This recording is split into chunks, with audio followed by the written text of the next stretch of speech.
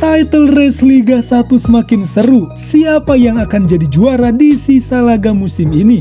Menarik untuk kita bahas. Here we go.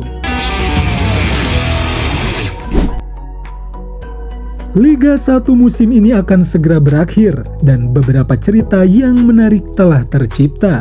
Persaingan di papan atas untuk menjadi yang terbaik sangat menarik dan menegangkan, serta keseruan saling berjibaku di papan bawah untuk lolos dari zona degradasi membuat Liga 1 musim ini patut untuk diikuti. Kita mulai dari zona merah. Peta persaingan di bawah klasemen begitu menegangkan. Beberapa tim berlomba untuk keluar dari zona merah dan saling sikut di setiap pekannya. Madura United yang sempat terpuruk dan terjebak di dasar klasemen dalam beberapa minggu, namun mereka mampu bangun dan berhasil keluar dari zona bahaya. Tim kebanggaan warga Sleman harus rela terhimpit dan seakan kesulitan membangun momentum untuk survive. Sangat disayangkan, mereka kini tak bisa berbuat apa-apa. Persis Solo dan PSIS Semarang yang harus bergantian masuk dan keluar dari zona merah. Duel bertajuk Derby Mataram ini memiliki persaingan dalam klasemen yang seru pada musim ini. Hanya tinggal tersisa beberapa laga, zona merah masih belum bisa diprediksi. Segala sesuatu masih bisa terjadi, mereka harus bisa memaksimalkan sisa laga dengan baik jika ingin bertahan di kasta tertinggi Liga Indonesia. Kita beralih ke papan tengah. Keseruan persaingan di tengah klasemen pun cukup menarik. Poin yang berdekatan membuat tiap pekan akan selalu berubah. Nama besar seperti Bali United yang harus terus berjibaku dengan terus dibayangi PSBS Biak yang memiliki musim yang baik sebagai tim promosi. Bali yang dalam beberapa musim selalu dekat dengan tiga besar, nampaknya musim ini mereka memiliki sedikit kendala. Nama besar lainnya yaitu PSM Makassar yang sesekali ditarik oleh zona tengah dan ditarik oleh zona atas. Konsistensi yang menjadi masalah utama tim ini. Siapapun yang sedikit melakukan kesalahan, maka itu akan berdampak besar untuk posisi pada klasemen. Hingga memasuki pekan akhir, kita belum bisa melihat prediksi di papan tengah. Dan hal ini akan menjadikan persaingan semakin menarik hingga akhir musim. Di posisi berapakah tim kebanggaan kalian? Tapi sebelum itu, boleh dong diklik subscribe-nya. Oke, kita lanjut.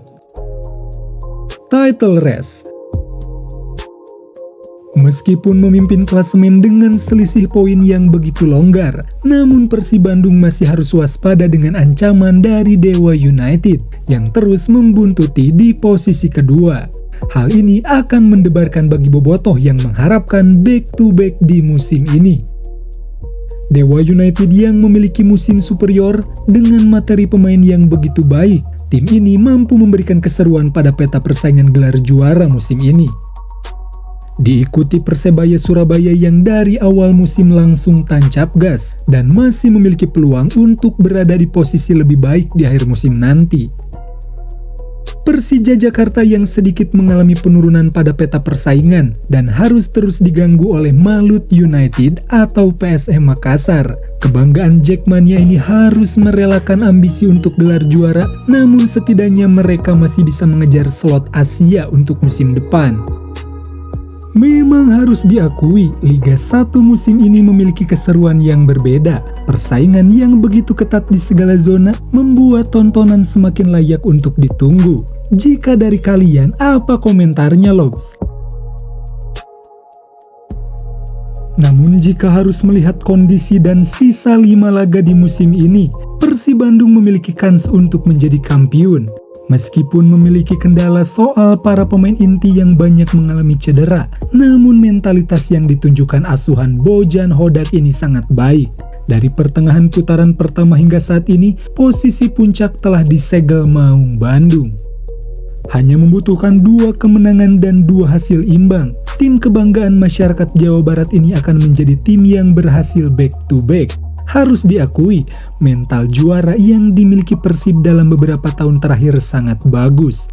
Jika skema ini berjalan, maka mereka diprediksi akan mengangkat trofi Liga 1 sebelum musim berakhir.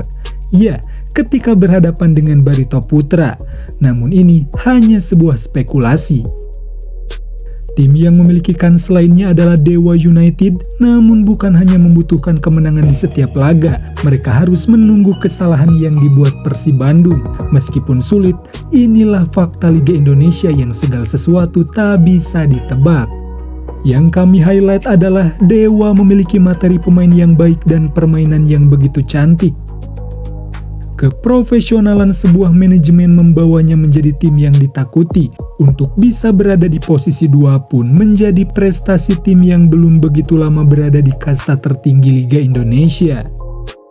Sebaliknya, jika harus melihat kondisi di zona merah saat ini, PSS Sleman yang memiliki kemungkinan untuk degradasi. Entah apa yang dialami Elang Jawa ini. Dari awal kompetisi musim ini berjalan, tak ada progres yang begitu signifikan. Justru harus terus turun dan menjadi juru kunci.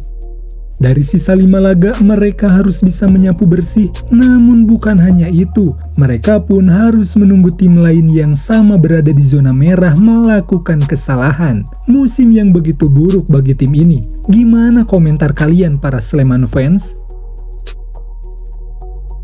Selain itu ada nama Semen Padang yang sama-sama memiliki musim yang kurang baik. Salah satu tim besar asal Sumatera ini harus rela berada di posisi yang tak diinginkan.